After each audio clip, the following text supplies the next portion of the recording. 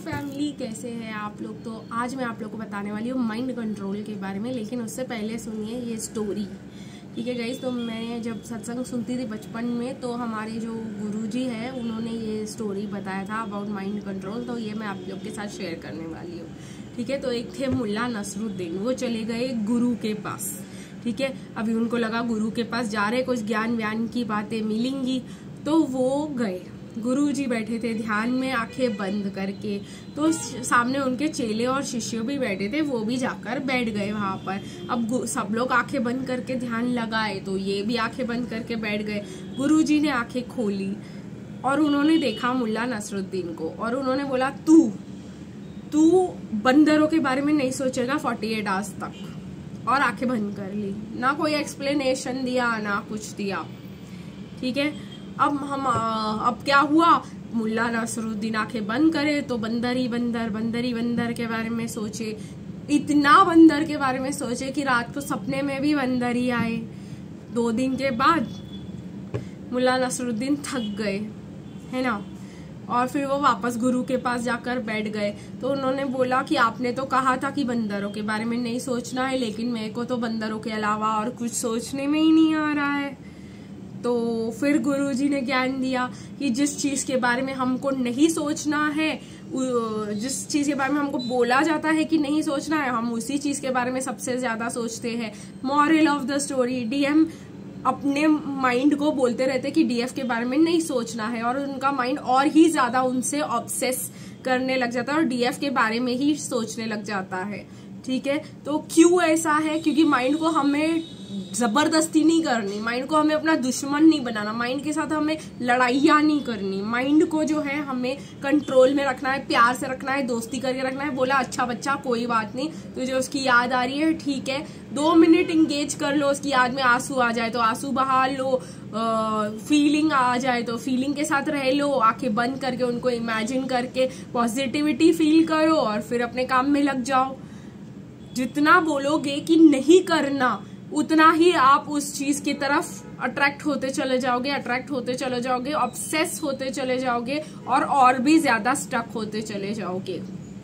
ठीक है, तो इसीलिए बोला जाता है कि डीएम के अगेंस्ट मत सोचो, डीएम के लिए फीलिंग्स को मत दबाओ।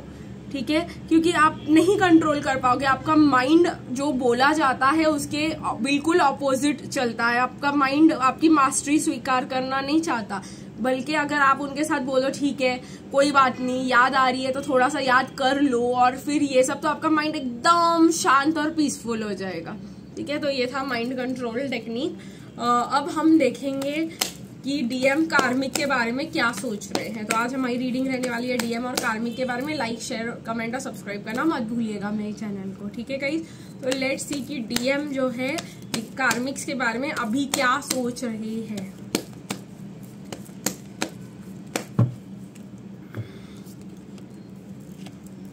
डीएम डर रहे हैं कार्मिक्स से, बहुत ज्यादा डर रहे हैं, हर चीज के राई का पहाड़ बना रहे हैं। कहीं ना कहीं फाइनेंशियल बिगिनिंग्स के बारे में बहुत ही ज्यादा उनको प्रॉब्लम हो रहा है। वो लव चूज करना चाहते हैं, फ्रीडम चाहते हैं, बट कार्मिक से डर रहे हैं। वो कहीं ज्यादा डर रहे हैं कि इसने कुछ कर दिया, इसने मुझ पे कुछ कर दिया, इसने जो है सबको बता दिया, तो क्या होगा। बट डीएम इस फियर से हील कर रहे हैं, डीएम की हीलिंग फेज चल रही है। ठीक है, तो डीएम बहुत ज्यादा मतलब लो फील कर रहे हैं, उनकी तबीयत खराब हो सकती है। डीएम जब भी घर आते हैं कार्मिक्स को उनकी कोई परवाह नहीं होती, वो अपना ही किट लेके बैठी होती है, वो सुनना ही नहीं चाहती। तो डीएम को भी लग जाता है मैं क्यों हूँ यार इसके साथ, कभी कभी उनको लग जाता है मैं भाग जाऊं, पर फिर उनको बच्चे दिखाई देते हैं जो उन्होंने कर लिए थे अपने आप को जबरदस्ती उस कनेक्शन में स्टक रखने के लिए। तो उनके साथ जो मोह माया है उनकी, उसके वजह से वो वहां पे अटक के रह जाते हैं।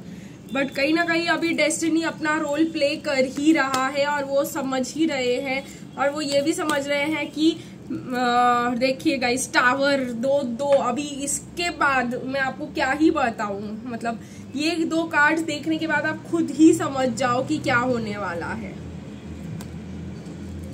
चाहे उनको पसंद आए ना आए, भगवान उनको टावर मोमेंट्स भेजने ही वाले हैं। उनका टावर अब गिरने ही वाला है। देखिए दोनों में तूफान है, बट और दोनों में तूफान का एंड सिर्फ डिस्ट्रक्शन से ही होगा। ठीक है, ये मैं किसी को डरा नहीं रही हूँ, किसी को धमका नहीं रही हूँ, ये डिस्क्लेमर है यहाँ पर। ये जो मुझे बताया जा रहा है 8 ऑफ वॉन्ड्स के कार्ड का मतलब ही वही होता है, एक्शन। ठीक है, और इस कार्ड में, इस डेक में जैसे दिखाया जा रहा है उसका मतलब है कि एक टॉर्नेडो फोर्सफुल एक्शन लेकर आ रहा है। ठीक है, और ये देखिए आप लोग खुद ही देख लीजिए, ये है टावर। ठीक है, और इसका मतलब ये होता है कि फॉल्स एक्सपेक्टेशंस और फॉल्स इस पे बनाए गए रिलेशनशिप्स गिर के खत्म हो जाएंगे। ठीक है, तो यही वाला था आज का गाइस, डीएम और कार्मिक का क्या सोच रहे हैं वो डीएम कार्मिक्स के बारे में और क्या हो रहा है यहाँ पर। चलिए, बहुत टाइम हो गया है, डीएम और डीएम के मैसेजेस नहीं निकाले हमने डीएफ के लिए, और कुछ चार्म्स भी नहीं निकाले हैं। तो मुझे ऐसा लग रहा है कि आगे की रीडिंग में हम डीएफ के लिए कुछ मैसेजेस, पर्सनलाइज्ड मैसेजेस निकालेंगे, कि वो भी हमारे डिवाइन मैस्कुलिन अनमास्क्ड से, जिसमें डीएम की डार्केस्ट साइड की डेफिनेशंस है, डार्केस्ट साइड के मैसेजेस है। वो डेक जो है गाइस मैं आपके साथ यूज करने वाली हूँ। ये गाइस मैंने ही बनाया है जब मैं डीएम एनर्जी में थी।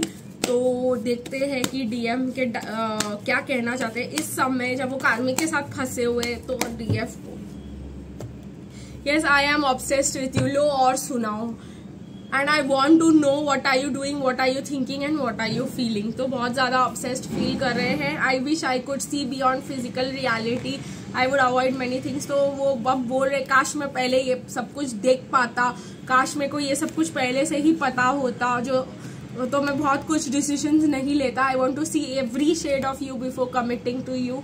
तो कहीं ना कहीं वो आपको बहुत टेस्ट करेंगे, आपको बहुत ज्यादा डायरेक्ट इनडायरेक्ट वेज से आपके को इरिटेट करके, आपको गुस्सा दिला के, आपको सब वेज में परेशान करके, आपको रुला कर, हर चीज में आपका वर्स्ट से वर्स्ट और बेस्ट से बेस्ट बिहेवियर वो देखना चाहते हैं आपको ट्रस्ट करने से पहले।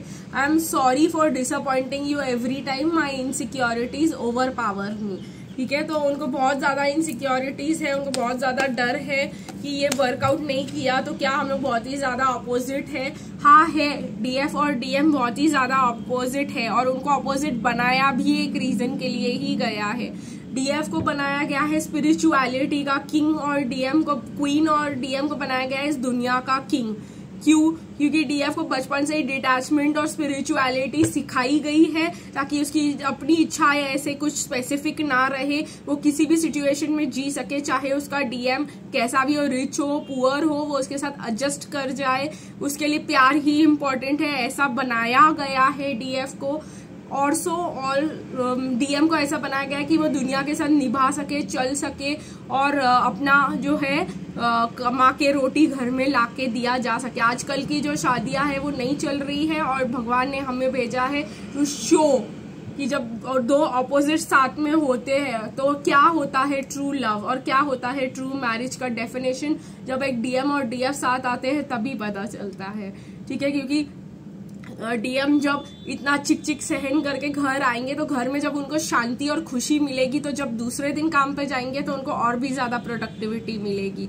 तो यही चीज, यही ट्रेडिशनल थिंकिंग को वापस लाने के लिए भगवान ने ट्विन फ्लेम्स को इस धरती पर भेजा है कपल बना के, ताकि लोगों को समझ में आए कि कितना भी झगड़ा हो, ये हो वो हो, कितनी भी मिसअंडरस्टैंडिंग हो, बंदे कितने भी ऑपोजिट क्यों ना हो, जब ट्रू लव की बात आती है तो झुकना ही पड़ता है, बहुत कुछ जो है सीखना ही पड़ता है, और ट्रू लव में कुछ मैटर नहीं करता। और जो शादियां लास्ट करती है वो ट्विन फ्लेम की ही सबसे ज्यादा लास्ट करती है, क्योंकि अगर कार्मिक के भी बहुत ज्यादा एक्सपेक्टेशंस है, डीएम के भी बहुत ज्यादा एक्सपेक्टेशंस है, तो अपने एक्सपेक्टेशंस के लिए डीएम को ड्रेन करती चली जाएंगी, करती चली जाएंगी, करती चली जाएंगी। डीएम दे दे के थक जाएंगे, लेकिन कार्मिक की इच्छाएं पूरी नहीं होंगी। इसीलिए डीएफ को ऐसे बनाया जाता है कि लव ही ज्यादा इंपॉर्टेंट है। डीएफ को सब कुछ पहले से ही दे दिया जाता है ताकि वो डीएम के साथ बाद में कमी में भी रह सके और खुश रह सके। तो आज के लिए गाइस इतना ही, फिर मिलेंगे, तब तक के लिए बाय बाय।